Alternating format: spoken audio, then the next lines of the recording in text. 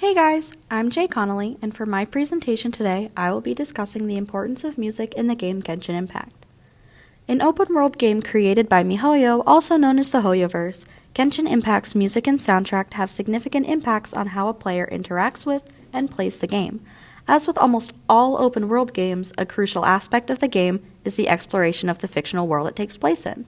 Genshin's world is called Teyvat, and it has various regions to explore as you continue the storyline, as it is a very heavily storyline-based game. The game's background music, or BGM, emphasizes cultural differences as you travel between the many regions, which helps greatly in immersing a player into this fictional world. As each region is based off of a different real-world culture, including these cultural aspects in the game's BGM is crucial. As an example, I will be going over a specific storyline told through a cutscene with a traditional Chinese opera. This was sung by a character named Yunjin, who was actually a playable character in the game. It is noted how important this character's design, development, and voice actor is to the overall story and plot, and the execution of this opera drew a player in and truly immersed them into the storyline. For a bit of background information, we should first understand the different regions released in the game so far and what they represent, so we can have a better understanding of how the BGM emphasizes the differences between the areas. The first region we are introduced to is the city of Mondstadt. It is a mainly German-European-based area known as the City of the Wind. According to a musical analysis by Beats Media Production, the BGM uses mainly woodwinds in the style of a more Western European-sounding orchestra. As you move closer to the next region called Liyue, however, this begins to change.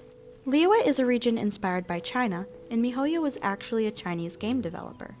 As you move further from Mondstadt and closer to Liyue, the music gradually becomes more oriental sounding, with a mix of a Chinese and European orchestra.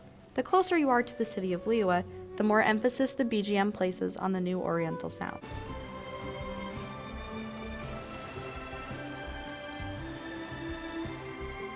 The most recently added region is called Inazuma, which is Japanese-inspired. The only other region with a culture we know of at the moment is called Snezhnaya, which seems to be more Russian-inspired. Now let's return to Liyue. The cutscene with opera, much like Celeste's song in Final Fantasy, is solely to draw the player into the storyline they spent the previous quest figuring out.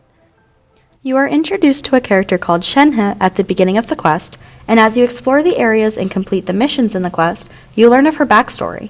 This allows your character to form a bond with her. You're later able to use the teamwork between your character and Shenhe to fight off an ancient god of the vortex who is terrorizing the citizens of Liyue. Afterwards, as a celebration, Yunjin sings her song to celebrate Shenhe and her ability to overcome the hardships in her life. This song was in fact styled after a traditional Chinese opera, which did get a lot of mixed reviews from fans. A lot of players just didn't like the style of the music, as it was something odd and different to them, which in my opinion is understandable, but I also really did enjoy getting to hear a traditional Chinese opera, and I thought the singing was beautiful, I thought the visuals were beautiful, and so now I'm going to play it for you all. You can think of it how you want, but I would like everyone to watch it.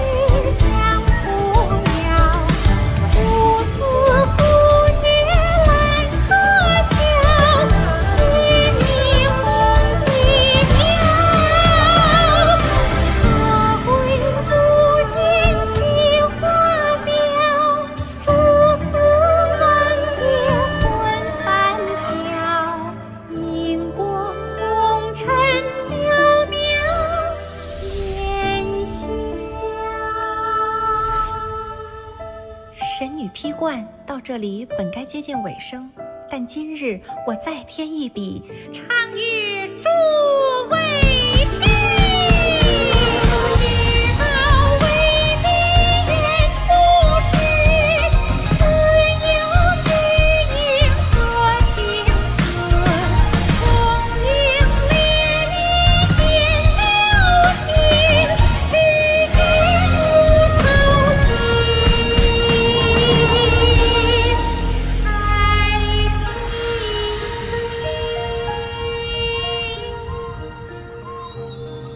彼时鹤归，茫茫天地无依靠，孤身离去。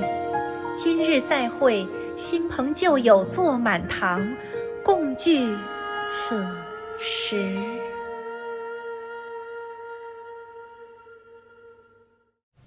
So there it is. It might just be me because I enjoy opera and vocal performances, but I get goosebumps every time I listen to that and watch it.